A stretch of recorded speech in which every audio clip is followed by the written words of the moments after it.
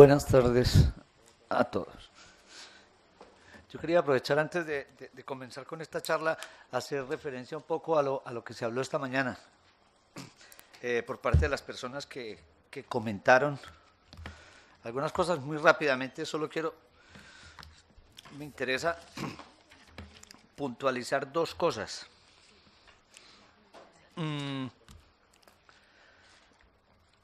Uruguay planteaba el tema de qué es internacionalizable en la producción de este sector. Y yo quiero llamar la atención sobre algo que es una tendencia frecuente cuando hablamos del mundo del libro, es a identificar el mundo del libro con la literatura. Y el mundo del libro va mucho más allá de la literatura. Hay muchas cosas que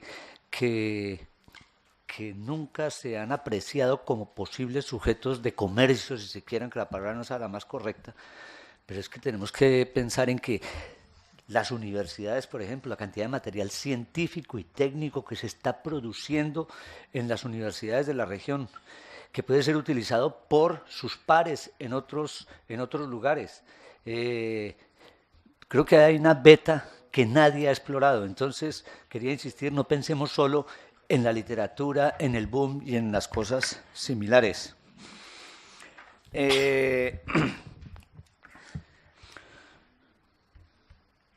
Otro tema que no, quiero anotarlo, creo que fue el representante de México, el embajador de México, quien habló sobre el particular esta mañana, y tiene que ver con el consumo intermedio de esta industria. Y en nuestro texto se destaca eso, que la industria editorial en América Latina, en los países, puede tener, si se quiere, una protección efectiva real negativa, porque no en todos los países existe una desgravación para los bienes que se utilizan en la producción del libro, valga decir el papel, las tintas, lo que fuese. Y de alguna manera hay un principio que uno debería entender que funcionara. Si el bien final está grabado o está desgrabado, deberían estarlo sus materias primas para no tratar injustamente a esos productores. Y de alguna manera eso fue lo que intentó el acuerdo de Florencia en su momento del protocolo de Nairobi. Era garantizar que si los bienes finales llegaban con cero arancel, entonces desgravemos también las materias primas que intervienen en su... Pero ese es un tema que también en la región ha venido perdiendo peso relativo el tema de los aranceles sobre el papel, y lo notamos en el documento. Es que yo recuerdo cuando yo empecé a conocer este sector, el arancel promedio del papel, por ejemplo, en América Latina debía estar rondando entre el 40 y el 50%, era una cosa muy fuerte. Pero hoy en día los aranceles del papel, de las tintas y similares, siguen siendo importantes, pero no tienen los niveles que tenían en los años 80 y 70 y 80. Entonces lo quería hacer anotación. Ahí me pidieron también que habláramos del sector y las nuevas tecnologías. Yo obviamente no soy un experto en nuevas tecnologías, pero pues soy un estudioso del sector y quisiera compartir con ustedes algunas ideas sobre esto que está pasando en el sector del libro. Y podemos arrancar.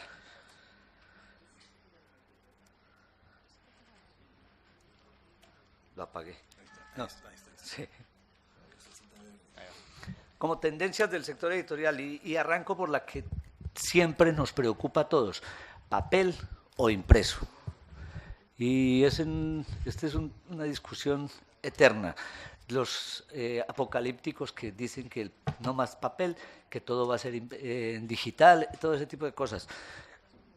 Partimos de aceptar una cosa, que estos dos sistemas, estos dos formatos están conviviendo más o menos armónicamente hoy. Va a haber cambios significativos. Cuando nosotros hablamos del libro desde el CERLALC, hablamos del libro sin importar, nos interesa el contenido. Que esté en papel, esté en audio o esté en digital, nos es indiferente. Nos interesa cómo circulan las ideas, el conocimiento y la información. Por lo tanto, el libro en todos sus formatos y soportes. Hoy, América Latina sigue siendo un imperio del libro en papel, y probablemente lo será por unos cuantos años más. Pero uno no puede negar que la realidad es que esto está caminando y muy aceleradamente. Hoy en día, ¿qué libro no nace digital? Todos nacen digitales. Y a lo largo de adoptarán formas de cómo llegar al público. ¿Cuál es el formato de más éxito hoy en el mundo? En crecimiento, en el corto plazo, el audiolibro. Está revolucionando el mercado en Europa y Estados Unidos. Audiolibros por doquier.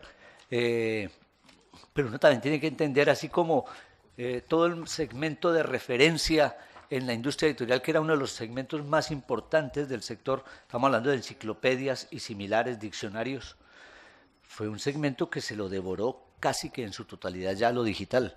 Es muy raro encontrar enciclopedias en papel. Y uno puede pensar que buena parte de, y esto puede ser atrevido lo que digo, pero lo digo sin temor también.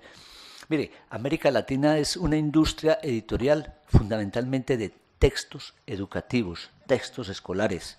Ese es el fuerte de la industria editorial latinoamericana. Yo me atrevería a decir que entre el 50 y el 60% del valor de las ventas del sector del libro en la región se ubican en ese nicho de mercado, con diferencia entre países, mucho menor en el cono sur. En el cono sur el peso relativo de los textos escolares es diferente, pero usted se va a Brasil, México, Perú, Colombia, Ecuador, el peso del sector de textos es muy fuerte. No sé, traigo a colación, por ejemplo, México debe ser es un país que debe tener una circulación de libros alrededor de, no sé, 300 millones de ejemplares al año. De ellos, mucho más de la mitad son textos escolares. Entonces, ¿a qué voy? A que uno de los segmentos del mercado del libro que puede ser más rápidamente permeado por las tecnologías digitales es el de texto escolar. Eso se está demostrando en muchos caminos. Hay países.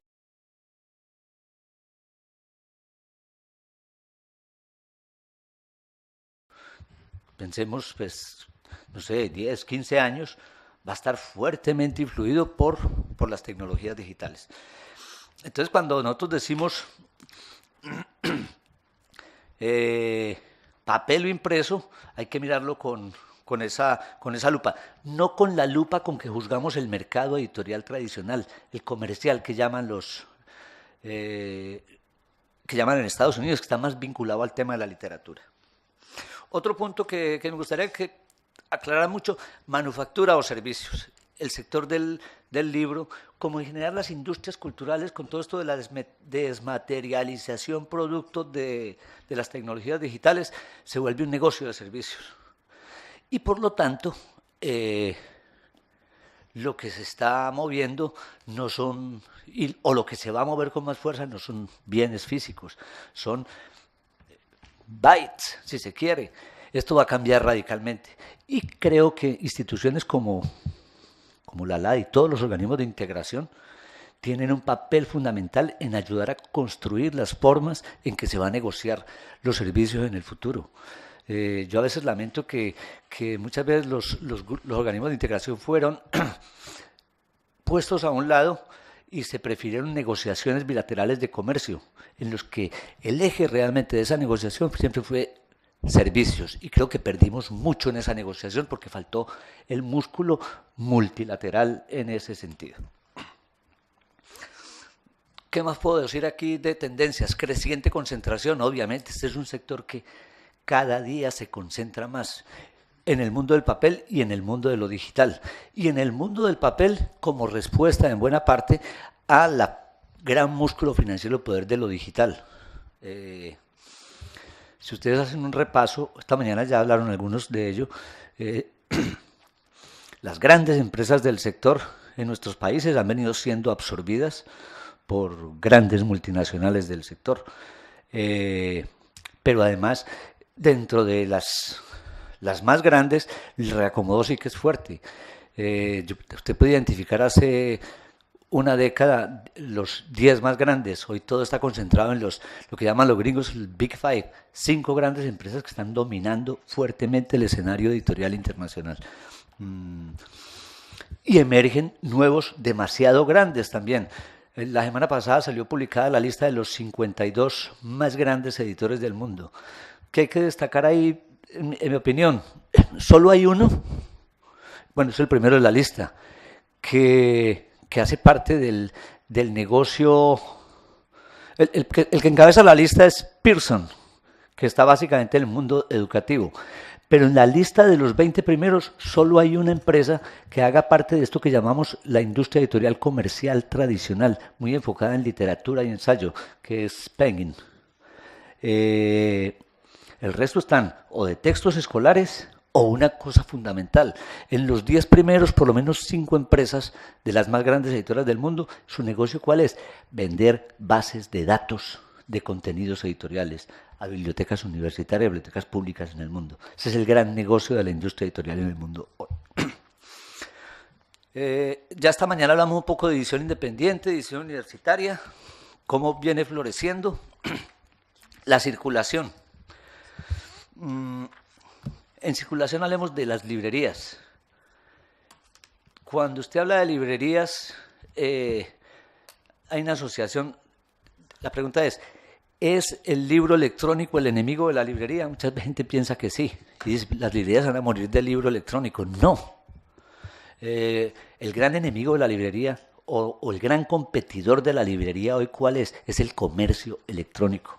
Y les hago una reflexión así rápida. Estados Unidos.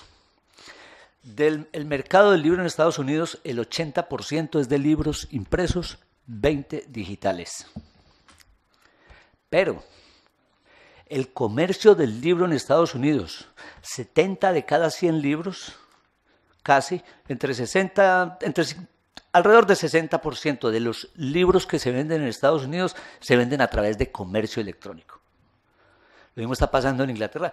Y donde ustedes ven, donde ingresan grandes monstruos como Amazon o similares de este tipo, entran a morder la tajada no del libro electrónico, porque eso es un mercado todavía incipiente, es del libro en papel.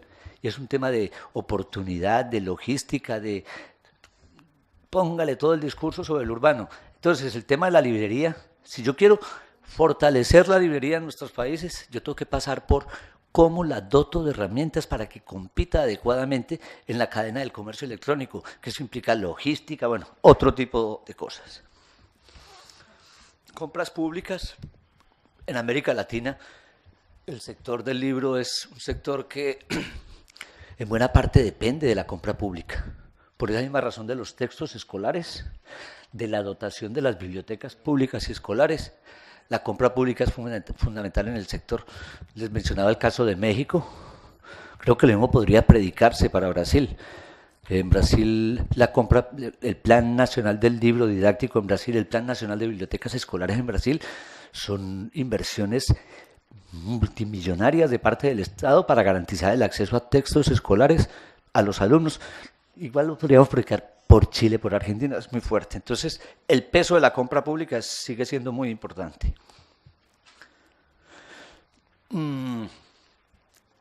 Nuevos modelos de negocio. Y aquí sí podríamos entrar un poco a pensar en lo digital, lo que se está viniendo. Y me voy a ir aquí adelante contando la cantidad de cosas que se están desarrollando a partir de lo digital. Ahora en el almuerzo hablaba con unas colegas de cómo lo que está pasando en este mundo, en el de la música. Leían un informe reciente de la asociación que mueve la música en el mundo, de cómo una canción de esos éxitos de alguna de las estrellas internacionales del rock podía tener cerca de 1.200 formas de explotación en el comercio. Y para el libro no nos demoramos en llegar a este tipo de modelos. Perdón.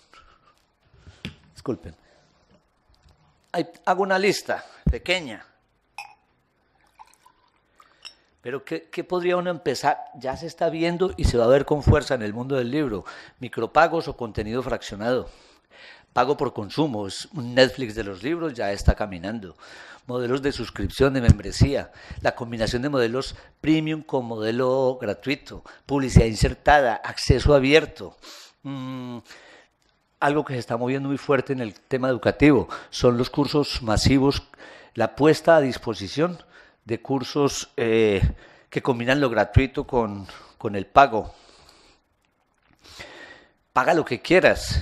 Yo puedo poner un contenido en la red y si quiere descargarlo, bueno, es casi una especie de crowdfunding, pero no tan fuerte.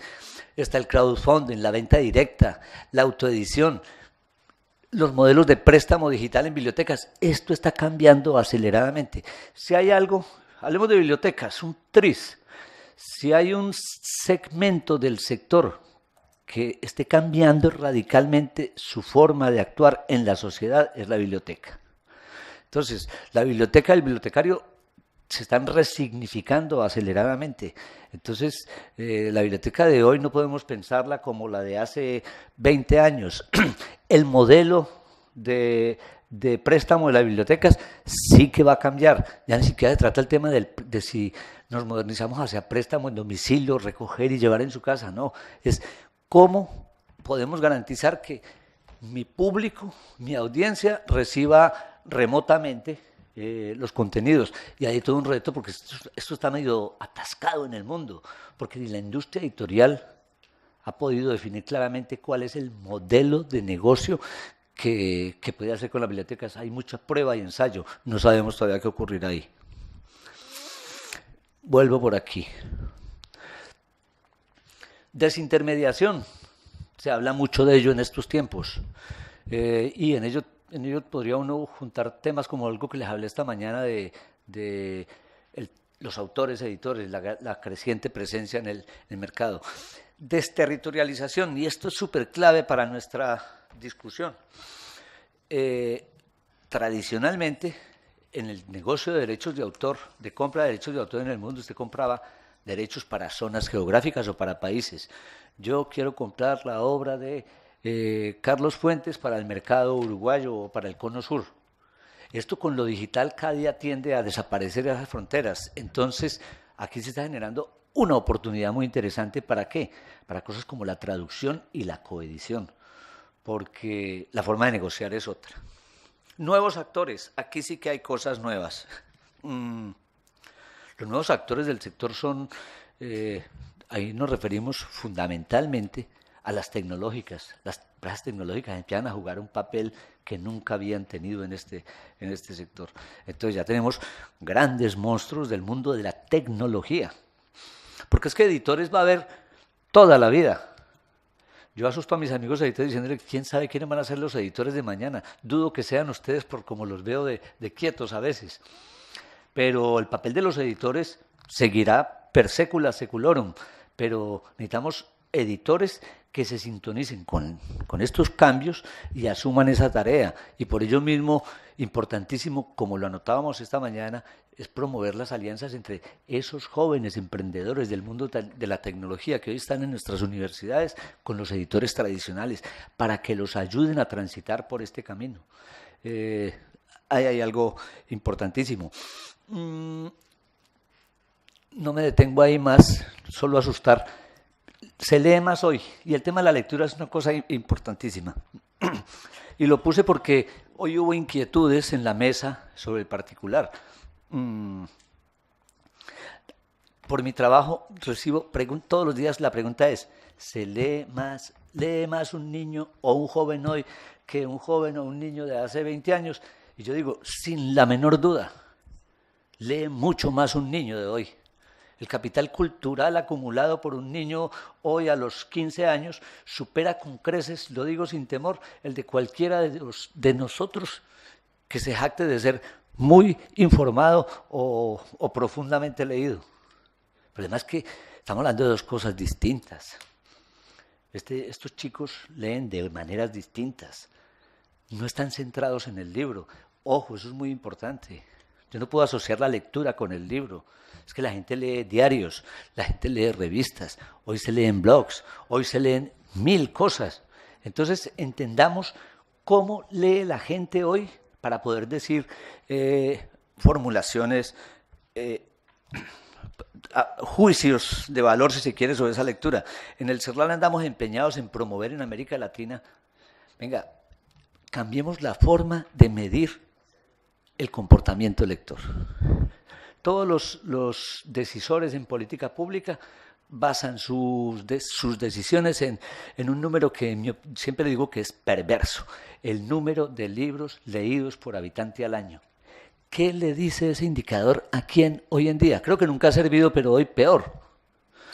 Entendamos otras formas en que está leyendo la gente, entonces modifiquemos las encuestas. Nosotros hemos diseñado una metodología nueva para medición de lectura, la tenemos a disposición desde hace un par de años. Hemos trabajado con el gobierno brasileño recientemente, con el gobierno mexicano, en asesorar metodológicamente sus encuestas. Creo que es un camino, pero estamos insistiendo más ahora en el mundo del libro, la transformación que está viviendo, demanda un poco más de observación, de antropología, de etnografía, si se quiere. Observemos qué se está leyendo, cómo se está leyendo. Dejemos un poquito los números y trabajemos más desde la observación para entender bien qué quieren nuestros niños y jóvenes y qué podemos ofrecerles desde la política pública y desde el sector editorial, si se quiere. Pero indudablemente, insistimos, se lee mucho más hoy. No en vano la producción editorial en todos los ámbitos viene creciendo tan aceleradamente. ¿Qué más hay por aquí? Tú hablabas esta mañana de lo de los agentes literarios. Son personajes raros en la fauna editorial latinoamericana hace unos años y los experimentos que se intentaron fueron negocios fallidos. Creo que cada día el agente literario gana y va a ganar más papel.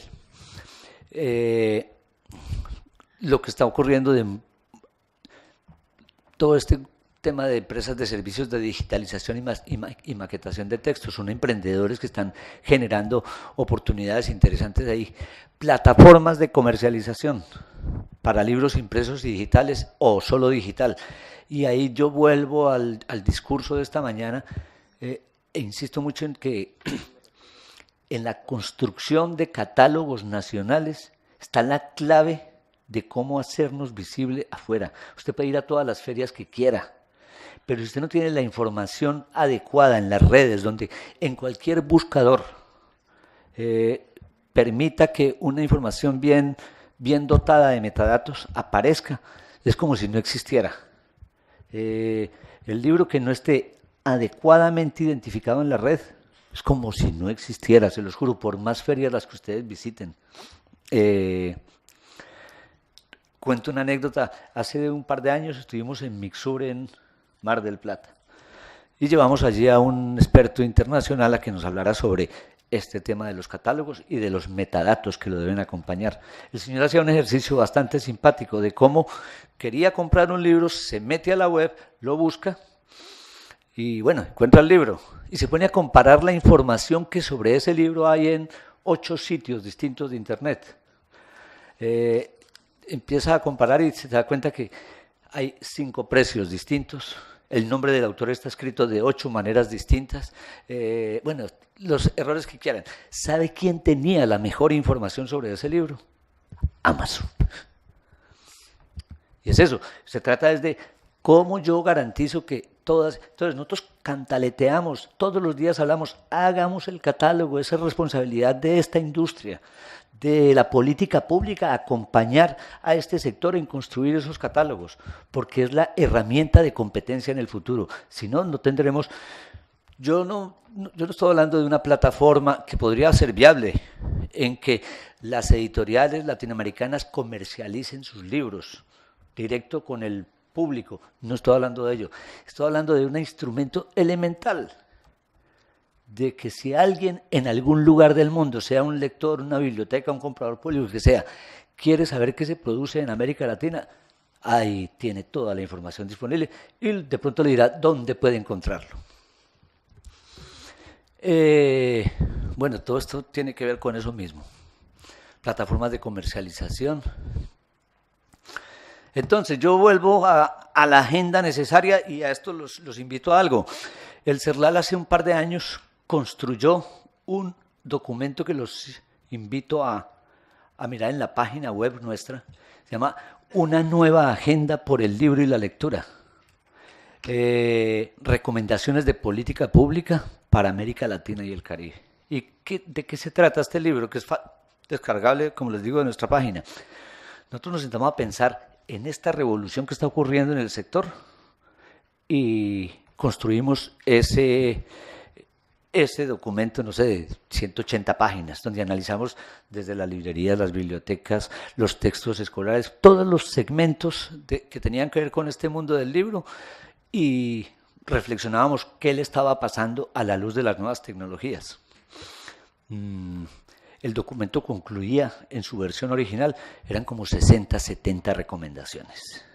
Hicimos una reunión en Bogotá con los representantes de los gobiernos y algunos del sector privado. Boris, tú estuviste allí, ¿cierto? Bueno, nos sentamos a analizar ese documento. Terminó el documento final con 214 recomendaciones de política pública sobre el tema del libro.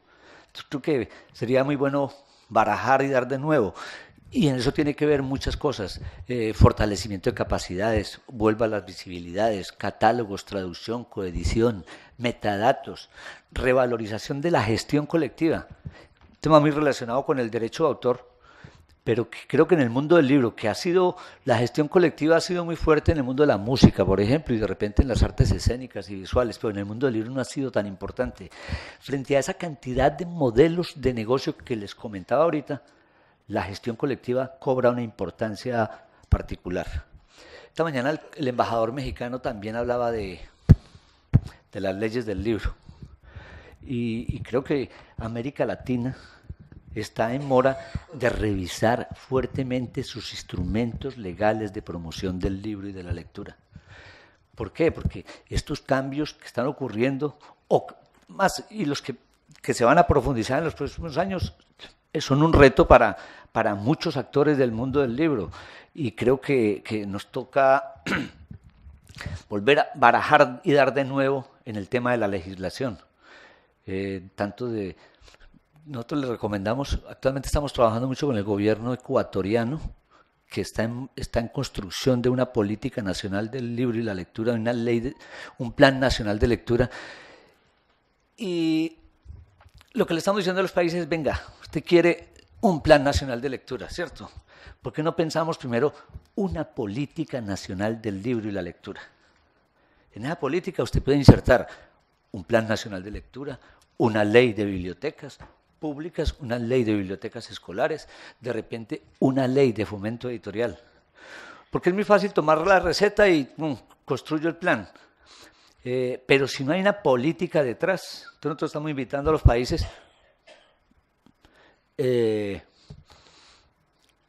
construyamos de nuevo la política pública para el libro y la lectura. Cuando nació el CERLAL, que en la década del 70, el CERLAL nace como una respuesta, UNESCO lo describió muy bien en su momento, hambre de libros. En el año 72 se decretó el Año Internacional del Libro y fue mucho movimiento sobre el particular.